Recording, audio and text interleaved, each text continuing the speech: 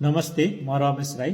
घर मेरो पुर्ख्यौली घर भोजपुर भैँसीपङ्खा, हाल भोजपुर नगरपालिका वार्ड नम्बर 10 र अहिले म धुलीखेल बस्छु। म पेसाले पर्यटन व्यवसायी र मेरो अर्को परिचय भनेको मुन्दुम ट्रेल प्रवर्तन गर्ने संस्थाको अध्यक्ष। आज तपाईँहरू सामु विशेष अपिल लिएर आएको छु। फागुन 21मा आम निर्वाचन हुन गइरहेको छ। यो आम निर्वाचनमा धेरै दलहरू प्रतिस्पर्धामा हुनुहुन्छ। यद्यपि ती दलहरूमध्ये श्रम संस्कृति पार्टीलाई चाहिँ हामीले किन मतदान गर्नुपर्छ र किन जिताउनुपर्छ भन्ने विषयमा मेरो विशेष अपिल हो। विशेष गरेर श्रम संस्कृति पार्टीको म कुनै पनि पदाधिकारी मेम्बर पनि होइन र त्यो पार्टीका विशेष व्यक्तिहरूलाई मेरो पर्सनल चिन्जान पनि छैन। यद्यपि म श्रम संस्कृति पार्टीलाई किन विजय गराउनुपर्छ भन्ने विषयमा चाहिँ थोरै आफ्नो मनमा लागेको कुरा सेयर गर्न चाहन्छु। पहिलो नम्बर त मेरो आफ्नो विश्लेषण के हो भन्दाखेरि कुनै पनि विदेशी शक्ति राष्ट्र विदेशी शक्तिहरूबाट परिचालित अथवा त्यसको भुइँ चढेर स्थापित भएको पार्टी होइन। आम भुइँ मान्छेको आम सर्वसाधारणको चाहिँ भावना मर्म र उहाँहरूको प्रतिनिधित्व गर्ने पार्टी हो भन्ने मलाई लागेको छ। अरू कुरा भनेको नेपालमा एउटा यस्तो पार्टी जन्मियो जुन पार्टीलाई अहिले 150वटा पार्टी नेपालमा छ भने कुनै पनि पार्टीलाई मतदाताहरूले चन्दा दिएको छैन। तर यो पार्टी चाहिँ एउटा मतदाताको भरमा मतदाताले दिएको सहयोगको भरमा स्थापित भइरहेको र चलिरहेको पार्टी हो, जुन भनेको आम मतदाताले पनि विश्वास गरेको पार्टी हो। यद्यपि यो पार्टीको लामो इतिहास छैन, भर्खरै स्थापित भएको र आफ्नो यसको थुप्रै कमी कमजोरीहरू छँदै नै छ, तैपनि आम जनताले यसलाई विश्वास गरिरहेको छ। इमान्दार पार्टी हो, इमान्दारिता नै यो पार्टीको मुख्य विशेषता हो भन्ने मलाई लाग्दछ।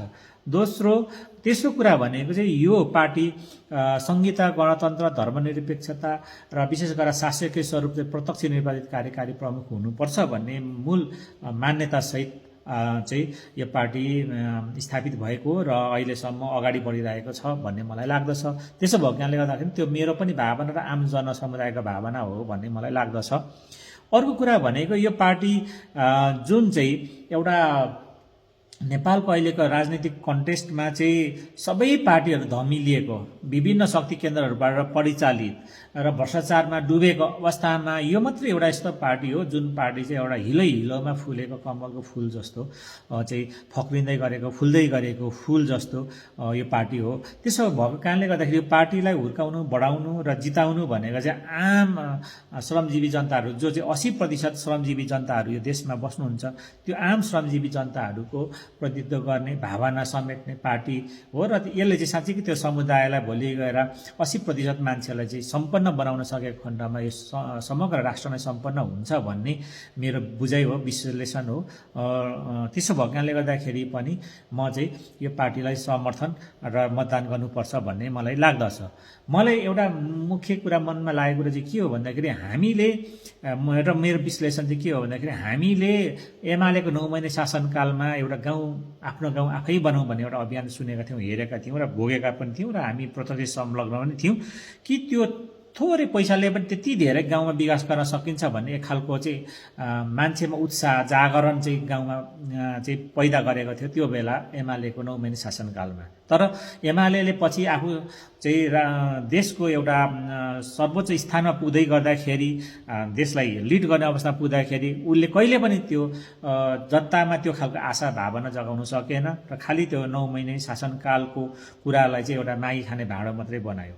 त्यस्तै 62-63 को जनआन्दोलन, जनयुद्ध पछाडि माओवादीले आफू युद्धकालमा पनि र त्यो शान्ति प्रक्रियामा आइसकेपछि पनि एक खालको क्याडरहरूमा एक खालको चाहिँ उहाँहरूको जनसेनामा सँगसँगै जो शान्ति प्रक्रियामा आइसकेपछि आम पिपुलमा पनि एक खालको चाहिँ तरङ्ग पैदा गरेको थियो, एउटा श्रमको अभियान चलाउँदै हुनुहुन्थ्यो।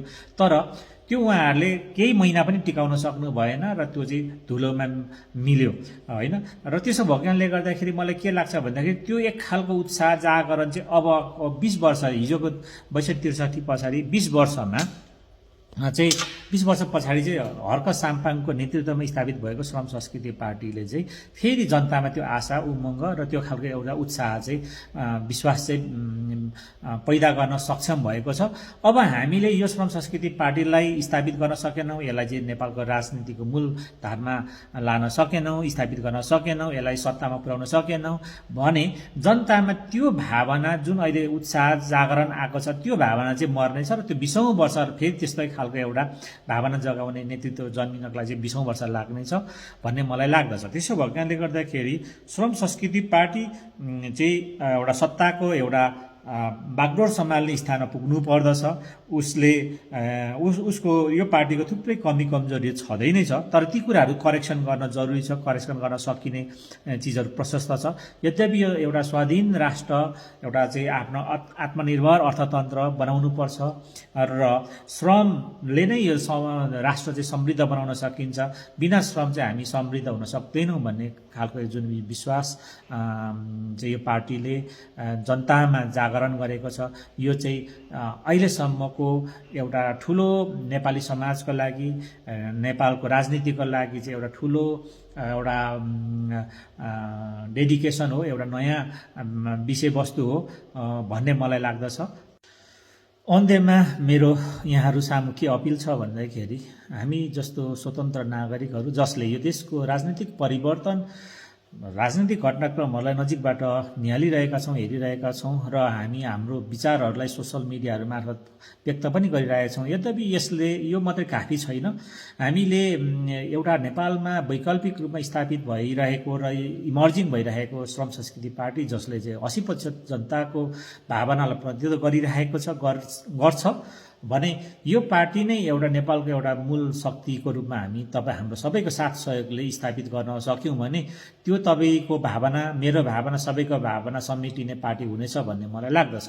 र यसको सुरुवात भनेको नै यो पार्टीलाई यो आम निर्वाचनमा निर्वाचित गर्ने र भोलिको दिनमा प्रदेश को निर्वाचन र स्थानीय तहको निर्वाचनमा समेत यो पार्टीलाई निर्वाचित गरेर स्थापित गर्न सकेर यो पार्टीको भिजन र योजनालाई हामीले लागू गर्न सकेको खण्डमा पक्कै पनि हामीले यो देशको मुहारलाई चाहिँ हामीले फेर्नको लागि हामी सक्षम हुनेछौँ।